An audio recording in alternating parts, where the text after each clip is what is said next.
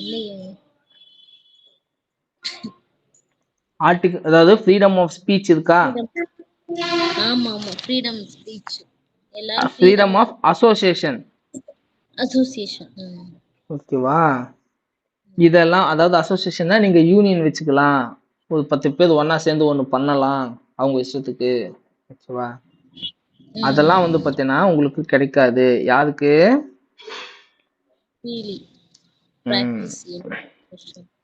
Armed force. Armed ஃபோர்ஸ்னா முப்படைகள். அப்பதான் police force, காவல்துறை. அப்பதான் பேராமிலிட்டரி, துணை ராணுவம். இந்த பிஎஸ்எஃப், சிஆர்எஸ்எஃப், இந்தோ டிபெட்டு, அசாம் ரைபிள்ஸ், இவங்களாம் இருக்காங்கல்ல, இதுல இருக்குங்க. அப்பதான் இந்த இன்டெலிஜென்ஸ் ஏஜென்சிஸ்ன்னு சொல்லுவாங்க. அதாவது ஆர்ஏடபிள்யூ, அப்புறம் ஐபி, சிபிஐ, என்ஐஏ, இதெல்லாம் இருக்குல்ல, இவங்களுக்கு எல்லாமே அந்த கட்டுப்பாடு இருக்கு. அப்புறம்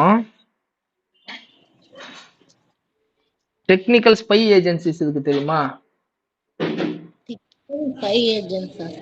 ஸ்பை உளவாளிகள், உளவாள ஏஜென்சிஸ் இருக்கும், தெரியுமா? இந்த சினிமால எல்லாம் கம்ப்யூட்டர்ல உட்கார்ந்து மானிட்டர் எல்லாம் பண்ணுவாங்க, தெரியுமா? யாராச்சும் எதனா பண்ணானா அப்படின்ட்டு.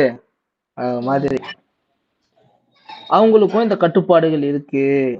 எதுக்குன்னா டிசிப்ளின், டெக்காரம். என்னது? ஒழுக்கத்தை, ஒழுக்கத்துக்கும் டெக்காரத்துக்கும். அப்புறம் வந்து பாத்தீங்கன்னா பாதுகாப்பு நோக்கங்களை கருதி அவங்களுக்கு இந்த கட்டுப்பாடுகள் விதிக்கப்படுகிறது. என்ன பண்ணக்கூடாது? அவங்க பிரஸ்ஸ மீட் பண்ணக்கூடாது. என்னது? ஆமா, பிரஸ்ஸ போய் சந்திச்சு அவங்க பேட்டி கொடுக்க கூடாது. இதுக்கு முன்னாடி ஆர்மி ஜெனரல் ஒருத்தர் என்ன பண்ணாரு, இந்தியா கிட்ட போதுமான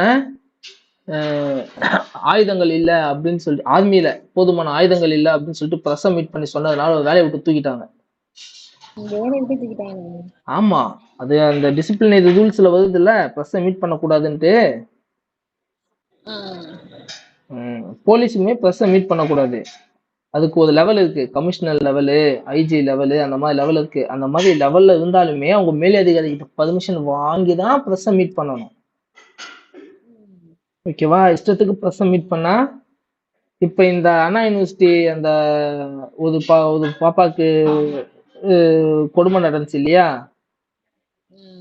அதுல வந்து பாத்தீங்கன்னா ஒரே ஒரு குற்றவாளி தான் அப்படின்னு சொல்லிட்டு அந்த